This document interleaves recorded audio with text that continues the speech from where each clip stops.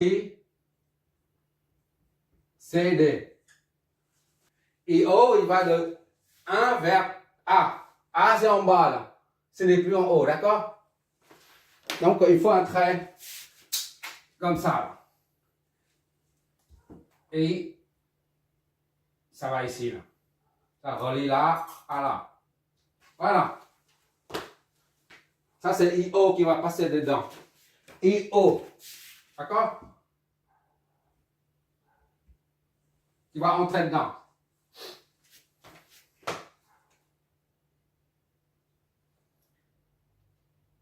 Et le pied va jusqu'à B, là. Le pied de le point négatif de la source relie le point B. D'accord? Donc, on va relier ça à ça. Voilà. Or, A et C c'est le même point. Donc, il faut connecter ça. A et C est le même point. D'accord? A et C, c'est le point d'intersection là. Donc, on va connecter ça dessus. A et C sont reliés ensemble. D'accord? Qu'est-ce qu'il nous reste? BD. La tension BD là. B et D. Donc, il faut relier ça à ça. Pour avoir le point B, il faut relier ça.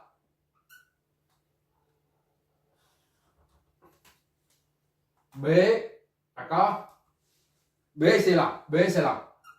C'est le même point, d'accord? B, ça va jusque là. Et D, c'est là. D'accord? Un jour, quand tu as un transport et tu veux fabriquer un transformateur, tu seras obligé de faire ce schéma-là. Tu vois comment connecter les points ensemble. Bon. Et enfin, BD se trouve ici. BD, c'est là.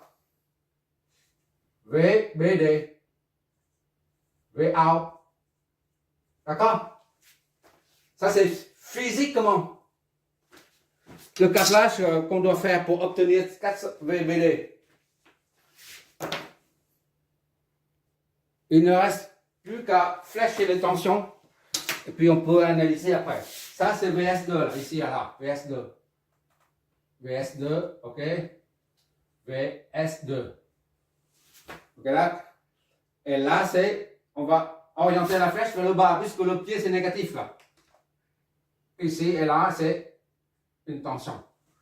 VCD. CD, c'est là. V2. D'accord? Et là, c'est V1. V1, c'est AB. D'accord? AB, c'est V1, là. Ici, c'est V, AB. V2, V1. D'accord? Il n'y a pas assez de place, je mets V1, V2 seulement. Mais pour prendre le valeur, on prend ici. D'accord? V1, V2, on prend ici. Maintenant, on peut analyser là. On vient de répondre à cette question-là.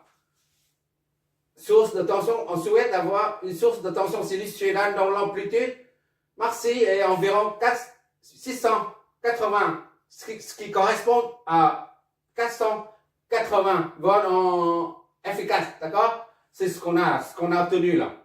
Quelle est la source V1 ou V2 à utiliser? On a utilisé V2 là, 120, et on a obtenu ça, 480, efficace. Voilà, on a répondu à cette question là. Le câblage à effectuer, on vient de faire le câblage là, et on obtient 480 volts efficaces à la sortie VBD. D'accord? Et maintenant, ça correspond à 680 volts en amplitude, d'accord? Maintenant, il ne reste plus qu'à calculer la puissance disponible aux bornes de BD lorsqu'on raccorde une charge R. D'accord? Il faut trouver la puissance disponible. Et pour ça, on a besoin de comme d'habitude, la puissance apparente. C'est celle-là. On doit se observer cette puissance pour calculer, lorsqu'on calcule la puissance disponible à la sortie, on doit se baser sur celle-là.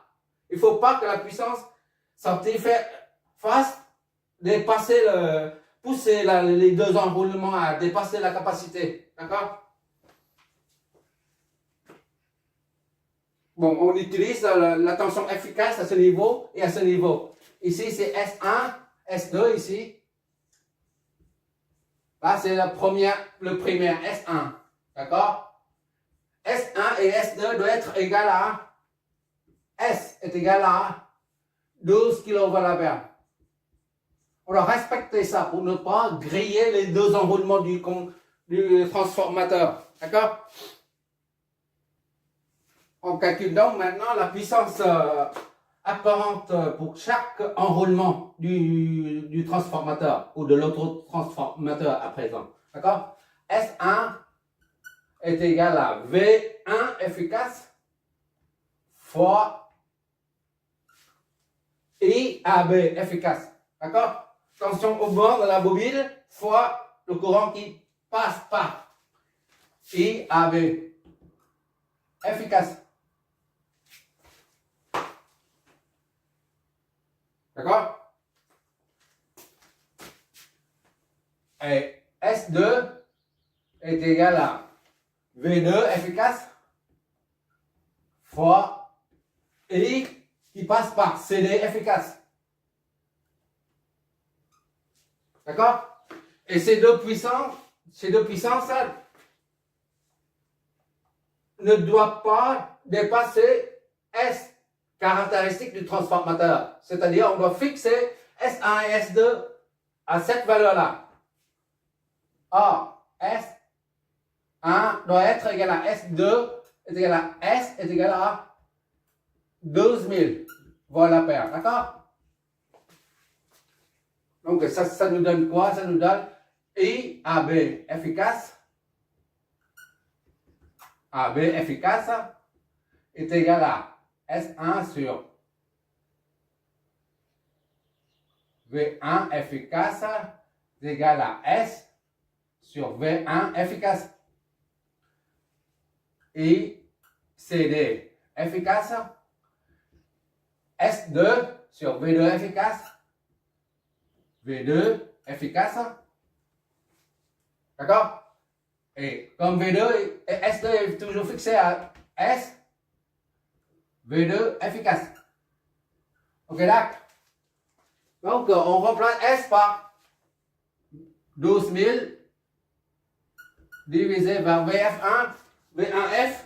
V1F, comme on a dit tout à l'heure, on n'a pas mis ici, parce que ça embrouille un peu, ça surcharge trop le schéma. On a mis V2, V1 seulement. Mais pour les valeurs, on prend ici. Donc voilà, ça c'est l'amplitude. Maintenant, on prend la valeur efficace seulement, c'est 120. 20, d'accord? Et là, c'est 12 000, je veux dire, divisé par V2. V2, c'est 600. Efficace, c'est 600. D'accord? 600. Voilà. Et AB efficace. Et CD efficace. Ça fait 100. D'accord? Et l'autre, ça se fait 100 là. 12 000 divisé par 100 ampères efficace. Et ça, divisé par ça, les deux. 6, 2, ça fait 20 ampères efficace.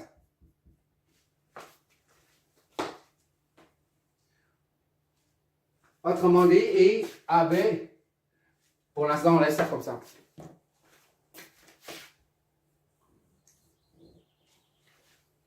On déduit tout de suite la puissance disponible en prenant 400.